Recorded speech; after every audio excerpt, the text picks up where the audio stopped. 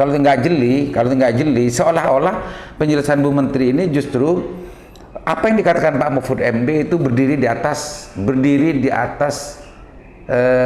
ruang kosong gitu ya, karena suratnya hanya suratnya diterima oleh Kemenkeu tanggal 9. Kalau surat kami nggak bisa share Pak, karena di situ disebut konfidensial hanya untuk kepentingan Menteri Keuangan, jadi nggak bisa.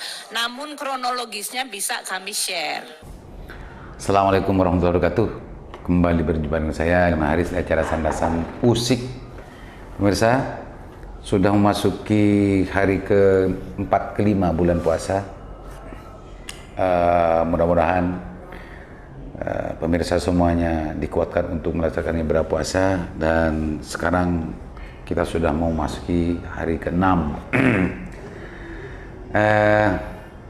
hari ke-6. Pemirsa, sudah 3-4 hari terakhir medsos diramaikan dengan konten-konten yang terkait dengan urusan isu dugaan transaksi 349 triliun di Kemenkeu yang pertama kali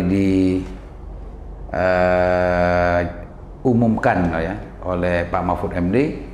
Ini hari ini sudah mulai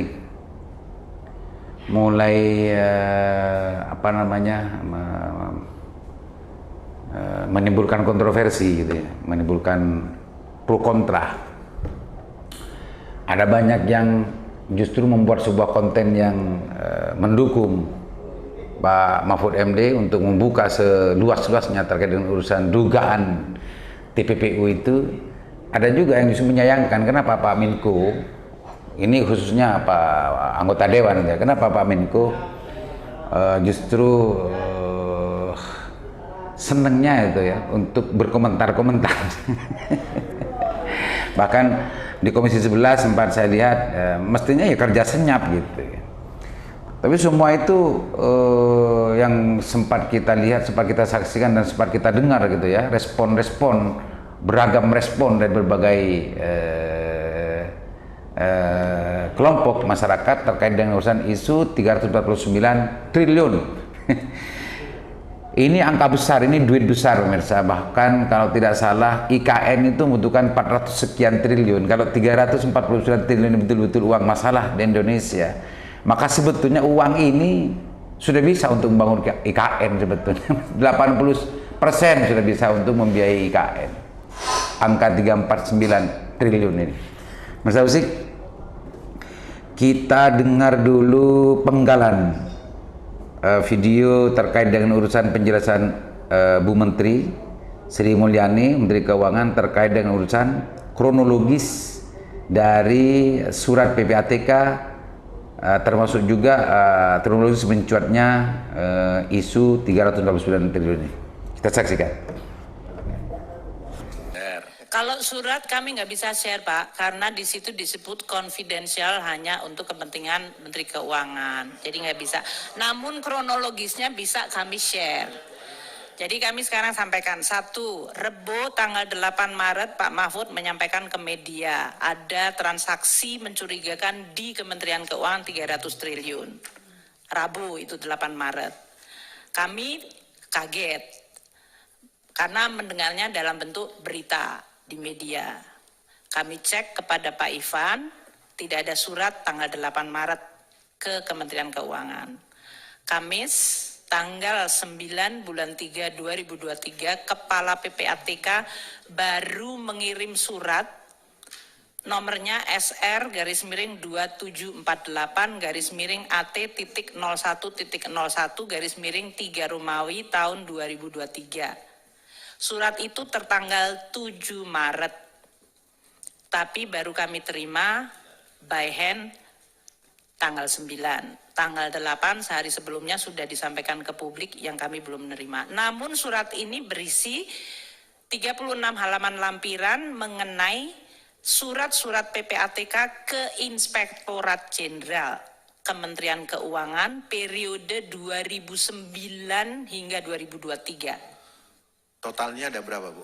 196 surat di dalam 36 halaman lampiran. Bukan 200 ya, seperti yang Itu disampaikan. surat pertama. Oh, surat pertama. 196 surat dalam 36 halaman, yaitu surat-surat dari PPATK yang dikirim ke Inspektorat Jenderal Kementerian Keuangan periode 2009 hingga 2023. Di situ tidak ada data mengenai nilai uang. Jadi hanya surat ini kami pernah ngirim tanggal sekian, nomor sekian, dengan nama orang-orang yang tercantum di dalam surat tersebut atau yang disebutkan diselidiki oleh PPATK atau yang dicantumkan dalam PPATK. Pemirsa Usik, sudah disaksikan kan? Kalau tidak teliti dan menyimak, seolah-olah penjelasan Bu Menteri ini bahwa apa yang sudah dijelaskan oleh Pak Menko Polhukam, Pak Mahfud MD pada tanggal 8 hari Rabunya itu, seolah-olah itu berangkat dari titik kosong. Karena Bu Sri Mulyani menjelaskan bahwa Menteri Keuangan dalam konteks ini menerima surat itu tertanggal 7 dan diterima tanggal 9. Itu yang berisi rekapitulasi surat-surat yang pernah dikirim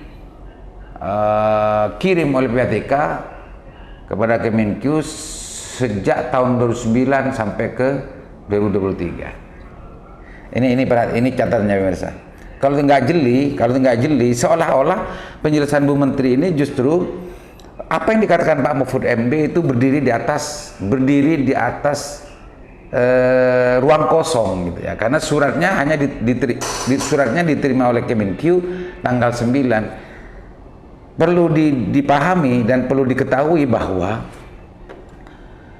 Bu Menteri, Bu Sri Mulyani menjelaskan itu adalah surat rekapitulasi. Artinya surat itu sebetulnya sudah diterima terlebih dahulu oleh Kemenkyu.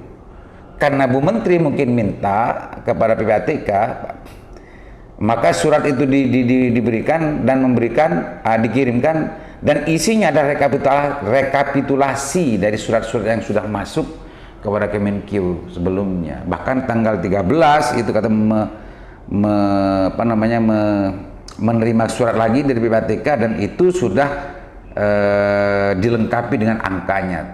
Di tanggal 9 katanya Bu Menteri masih belum ada angka-angkanya. Bahkan Bu Menteri mengatakan bahwa tidak pernah mendapatkan surat model semacam ini di luar pakem gitu. Bahasanya Bu Menteri. Ya iyalah, di luar pakem, karena Bu Menteri sendiri kan yang minta. Untuk apa sebetulnya yang dikatakan oleh Pak Mahfud MD ini.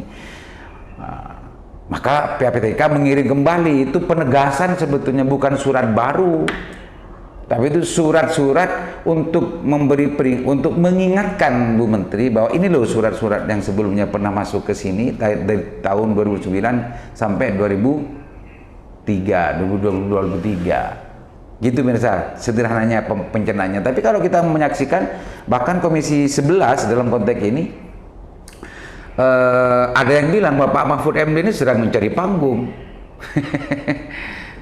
Ada yang bilang begitu, entah siapa namanya. Tapi respon dari Komisi 11 terkait masalah ini sungguh sangat meskipun ada yang bilang tidak dalam konteks mendukung Bu Menteri Keuangan atau tidak mendukung Menko Polhukam. Tapi ini terkesan menyudutkan apa yang dilakukan Menko Polhukam ini, sesuatu yang tidak tepat dan tidak bijak. Sebagai berkapasitas sebagai ketua komite pencegahan TPPU gitu ya, ini mestinya bekerja senyap gitu. Intinya menyalahkan lah, intinya menyayangkan. Tapi pemirsa Usik, ini di Komisi 11 loh ya. Kita bicara di Komisi 3. Di Komisi 3, Benny Kaharmain merespon apa yang dikatakan Pak Mahfud MD, tantangan Pak Mahfud MD untuk hadir di acara Rabu besok, hari ini agar tidak mempunyai alasan lagi untuk tidak menghadiri acara kemarin, ayo kita buka-bukaan gitu ya. Di situ, dan makanya publik Indonesia sedang menunggu besok bagaimana sebetulnya suasana dari rapat kerja Komisi 3 dengan Pak Mahfud MD, dalam konteks ini Menko Polhukam, terkait dengan urusan isu 349 triliun di Kemenkeu. Pemirsa sih, ini menarik dan perlu untuk mendapat perhatian serius dan juga perhatian yang ya lebih dari publik Indonesia, karena diakui atau tidak banyak yang menyalahkan Pak Mahfud ini, meskipun banyak sekali yang justru merespon dan mendukung apa yang langkah-langkah yang dilakukan oleh Pak Mahfud MD. Ada banyak aliansi yang justru mendukung Pak Mahfud MD untuk buka-bukaan di situ. Dan kecenderungannya orang yang tidak mendukung langkah Mahfud MD adalah para pejabat gitu ya, anggota dewan, khususnya anggota dewan yang kita sempat mendengar di yang berseliweran di medsos. Khususnya Komisi 3, Bang Arteria, Benny Kahramain, terus Arsul Sani gitu ya. Arsul Sani apa Arsul ya. Ini yang bicara keras sebelum ini ketika melakukan rapat dengar pendapat dengan PPATK, dan ini besok kita saksikan dan kita tunggu hari ini, maksud saya hari ini bagaimana sebetulnya keinginan dari kedua belah pihak, yang satu cenderung menyalahkan yang satu cenderung menyalahkan yang satu. Bagaimana penjelasan Pak Mahfud MD kenapa ini justru dibuka gitu ya, dan juga apa yang akan didalami oleh Komisi 3 dalam konteks ini. Bahkan ada yang bilang ini sudah ada yang masuk ke dalam ranah pidana gitu ya, karena membuka sesuatu yang mestinya tidak dibuka gitu ya. Kalau nggak salah ini Bang Arteria yang sempat mengatakan di RDP sebelumnya. Menurut saya sih semakin menarik dan semakin semakin serius untuk kita ikuti gitu ya, dan mudah-mudahan